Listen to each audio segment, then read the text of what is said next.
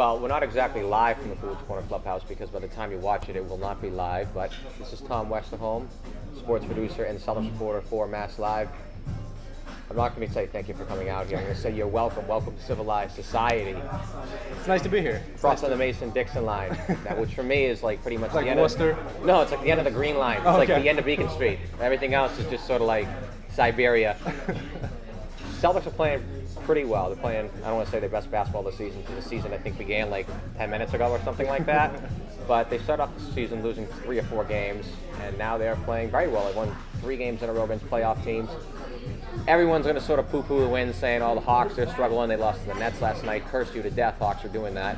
Houston Rockets just fired Kevin McHale today. Oklahoma City, they didn't have Kevin Durant, but it's still 3 wins against playoff teams, 2 on the road, and they've done it with defense.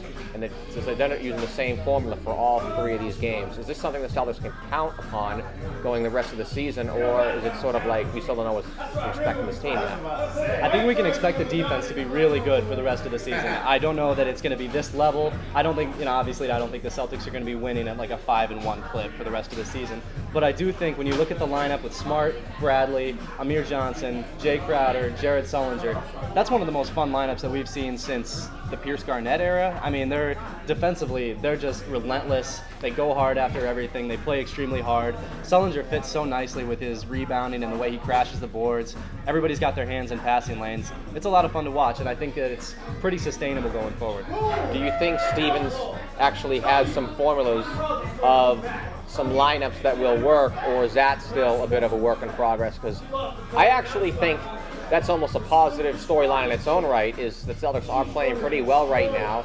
They have one formula in that I think this defense should be fairly consistent the rest of the year. I'm pretty confident it's going to be a top 7 defense. As you see now, they're in the top 5 almost every single efficiency category. But I almost think it's almost a good thing that they're winning, and it still seems like Stevens has yet to really figure out a lot of formulas that could work, although I think that would affect the team more so offensively than defensively. Yeah, I think that's definitely fair. Obviously, these lineups that Stevens has been putting out there, they don't have a lot of minutes so far because he's been experimenting up until this point. Over the last few games, they've played well, especially when they've gone back to small ball. That seems to be kind of the best way they play is, when they've got, Jay Crowder or Jonas Jerebko or one of those smaller guys, and they're able to kind of move the ball quickly, defend in kind of a flexible way. But overall, I think if this is kind of what he's figured out, it's encouraging, and if it isn't, it'll be fun to experiment with going forward. Let's put the standings up really quickly, because I know that before the season, I said that playoffs really kind of had to be automatic for this team for it to be a success.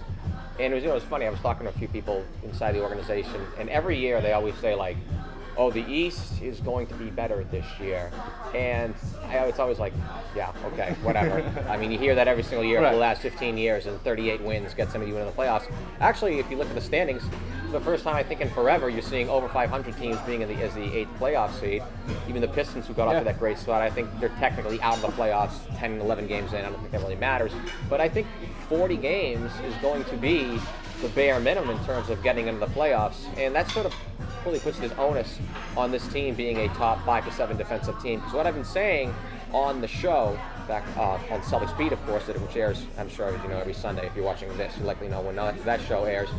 But I've been saying that offensively, the Celtics are going to be getting, hopefully, 4 to 5 good performances, great performances from their good players every single night. But they don't have anybody they can count on every single night, so there's going to be some nights where only 2 of those guys come through, 3 of those guys come through, and that sometimes isn't enough.